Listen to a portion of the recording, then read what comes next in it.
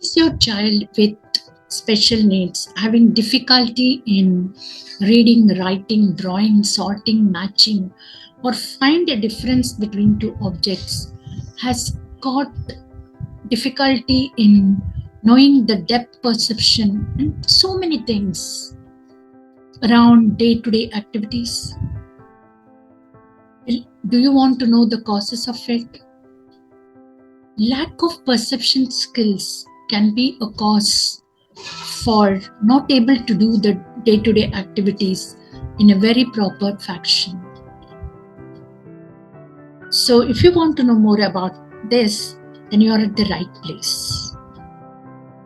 In the skill building series, today we are going to talk about perception skills and more particularly about visual perception skills.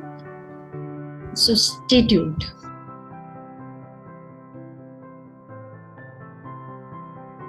Hi, welcome to my channel Dignity in Disability, and I'm Anuradha Deshpande, mother of a young man experiencing developmental disabilities, and I'm also a clinical psychologist, counselor, and a special educator.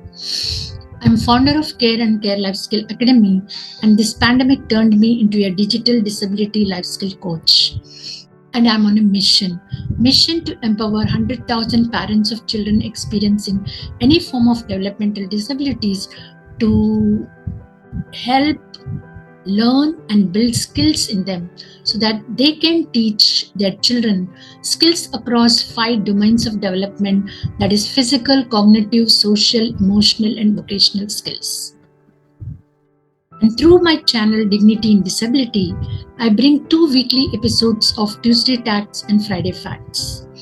And in today's Tuesday Tacts, in the skill building series, we are going to talk about perception skills and more specifically on visual perception skills. So let's go and learn about them. So welcome back. So what are these perception skills? Perception is the ability to capture, process, and actively make sense of the information that our senses receive.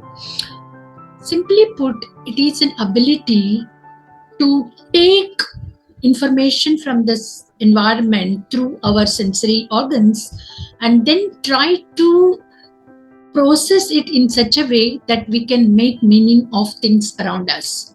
So there are 2 components to perception skills. One is it is a cognitive process. It is a process which happens through the involvement of our brain and brain structure, and then it is very important in daily living for our dressing, our eating, and our reading, writing, or play skills. Everywhere you need these perception skills. So it is very, very essential for all of us to know about these perception skills. And especially in the case of children with disabilities, we see that they have problems in more than one of these perception skills. So what are the types of perception skills? There are many perception skills, but in context of our knowledge and working with children with developmental disabilities, I have kind of narrowed it down to all these skills. That is visual, auditory, tactile, olfactory, gustatory, vestibular, proprioceptive, and interoceptive. But we will be talking about each of these skills in our series. Sensory processing is a very integral part of perception skills, because all these perception skills we just now saw are all related to the different sense means through which we get information. So if your child has problem in sensory processing, then it is very likely that they will have problem in perception skills too. Let us talk about visual perception skills. Visual perception refers to the brain's ability to make sense of whatever we see with our eyes. So why is visual perception so important? Good visual perception skills are very important to do many activities whether it is reading, writing, or learning things at school, or doing day-to-day activities like dressing, eating, and doing various ideal activities, or even or play activities like throwing ball or catching or hitting a ball, playing games like tennis, badminton, cricket. Everywhere these visual perception is very, very important. So it is important for our learning, it is important for our day-to-day activities, it is important for also our play. So there are building blocks of visual perception or types of visual perception. First is visual attention, the ability to focus on one important aspect of visual information while discarding all other aspects of it. If you're doing something, you have to be attentive enough to do that task. That's called visual attention. Second is visual discrimination. This is the ability to determine the differences in, say, size, shapes, colors, etc. Visual memory is the ability to recall the visual traits of some of the objects which they have seen or something they have seen before.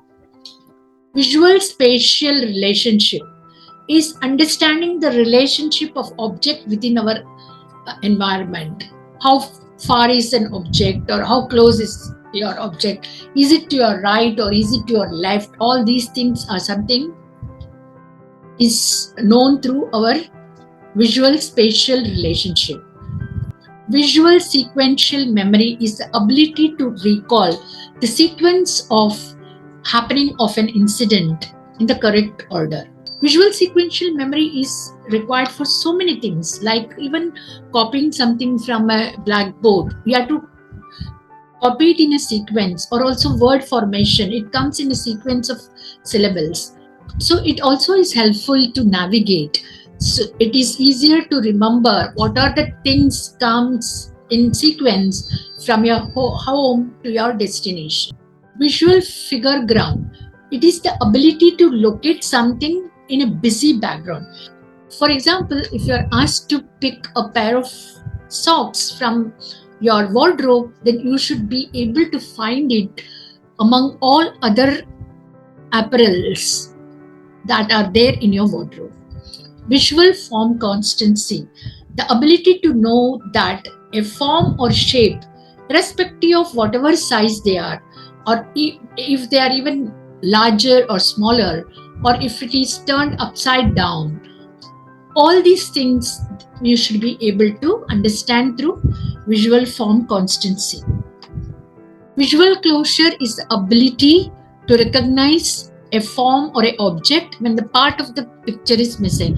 If you draw half a part of a cup, the child should be able to know what is that from the half part which is displayed. So what are the activities that help visual perception? There are many activities, but I have tried to give you some of the activities, very common activities. Hidden pictures, games in books. There are many puzzle books where you have got so many objects which are hidden in the maze, and you have to find out those objects. And then picture drawing, practicing completing partially drawn pictures. Then dot to dot matching. There are a number of activities available on that. Reviewing work. This is a very important aspect to work with if your children are little older and they are able to perform their activities on their own. Once they have finished their activities, you can ask them to review their work, whether there is any mistake happen, or if there is a mistake, where is that mistake and what is that mistake. So it will help them to know and understand the next time not to commit those mistakes. And then playing memory games. There are again a lot of memory games, like you can place objects and then remove it and ask the child in what sequence were those objects kept. Next is sensory activities. You should include lot of sensory activities like tracing a letter or a number or a figure on various materials. Construction type of activities like Legos or other block building activities. Flashcards with correct response on one side, and on the other side incorrect response, and you have to match the correct response when the child is writing it properly. Then word search puzzles. You can include a lot of word search among the mazes of letters. You have to search those words which the child already knows. Copy 3D block designs. Then identify objects by touch. That place the plastic letters or plastic objects or any other objects in a bag, and by the feel of it they should know what is those objects are. Include a lot of puzzles, matching and sorting activities. If you are able to perform all these activities with your children over a period of time, they will have a very good visual perception skills. And there are many more activities which are part of our care life skill curriculum. That's all from visual perception skills today. In the next episodes, I will be talking about auditory perception and other perceptions. So if you like this video, please like, comment and share this video with all other parents who will also benefit out of it. And also subscribe to my channel so that you will receive notification for all the videos I post on this channel. Please also join my exclusive Facebook group and also visit my website www.anuradhadeshpande.com. That's all from Tuesday Facts today, and I will see you on Friday with more facts to be learned. Till then, goodbye and take good care of yourselves.